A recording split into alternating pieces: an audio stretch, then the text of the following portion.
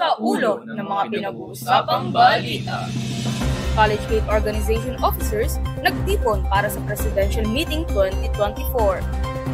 Perpetualites dumalo sa seminar ukol sa social media management at principles of ethics. UPHSD Calamba ginawaran ng 3 taong deregulated status ng CHED. Pagdiriwang ng World College Radio Day ngayong ika-4 ng Oktubre 2024. Ito ang Altalakayan at nandito kami upang iulat ang mga pangunahing balita sa buwan ng Setyembre. College Gate Organization officers nagtipon para sa Presidential Meeting 2024. Ang mga leader estudyante mula sa iba't ibang College Gate Organization ay nagsama-sama sa Senior High School Library noong ika-4 ng Setyembre para sa Presidential Meeting 2024. Na pinamagatang leader Sino Ka Dyan na inorganisa ng Supreme Student Council.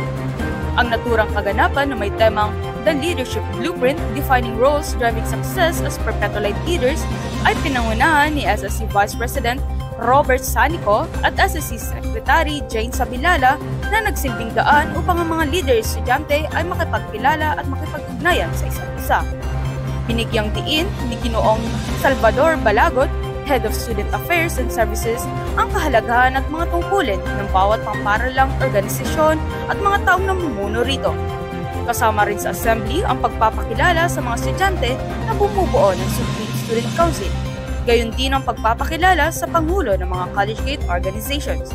Samantalang si Ginoong J.D. Kirubin, Alumni and Publication Coordinator, ay pumukol sigla sa mga Perpetualite leaders sa pamamagitan ng pagbahagi ng kanyang karanasan bilang dati ring leader estudyante sa universidad, kagaya ng mga tagapakinig. Ang pagtitipon ay natapos sa photo opportunity kasama ang lahat ng council, representante ng iba't ibang organisasyon sa universidad at SSC officers. Perpetualites dumalo sa seminar ukol sa social media management at principles of ethics. Ginanap noong ika-17 ng Setyembre sa Educational Media Center.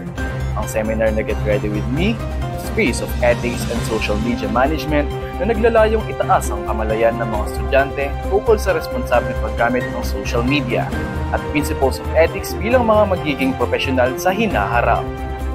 Ito ay dinaluhan ng mga pangulo o public relations officers ng student organizations sa universidad, graduating class ng BS Nursing at officers ng Batch Marilag.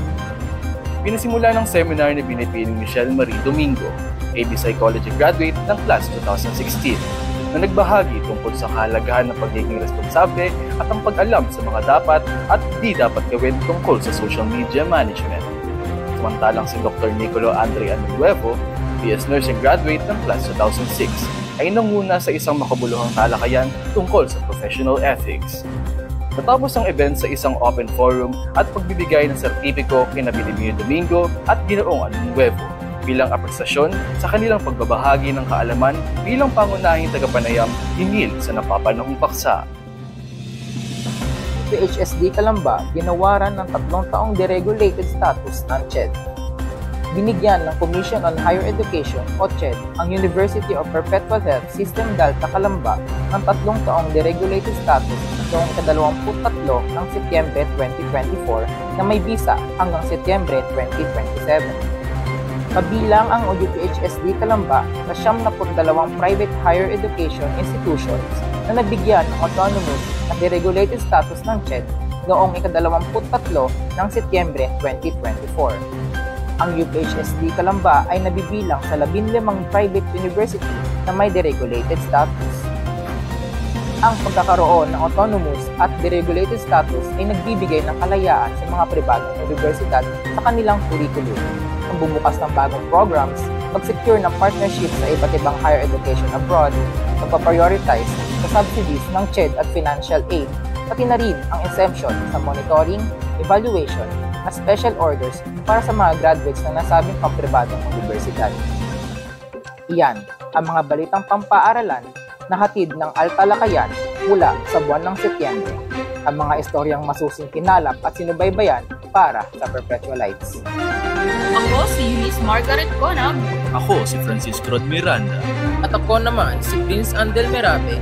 Mula sa pahayagang The Perpetualites Archives, nagugulat para sa pagdiriwang ng World College Radio Day.